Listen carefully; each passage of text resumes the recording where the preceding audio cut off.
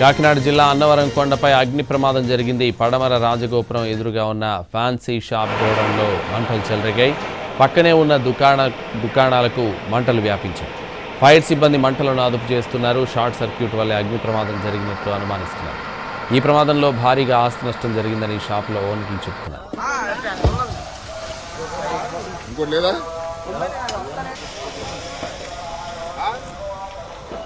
కాకినాడ జిల్లా అన్నవరం కొండపై అగ్ని ప్రమాదం జరిగింది. పడమర రాజగోపురం ఎదురుగా ఉన్న ఫ్యాన్సీ షాప్ గోడౌన్లో మంటలు చెలరేగాయి. పక్కనే ఉన్న దుకాణాలకు మంటలు వ్యాపించాయి. ఫైర్ సిబ్బంది మంటలను అదుపు చేస్తున్నారు. షార్ట్ సర్క్యూట్ వల్ల అగ్ని ప్రమాదం జరిగినట్లు అనుమానిస్తున్నారు.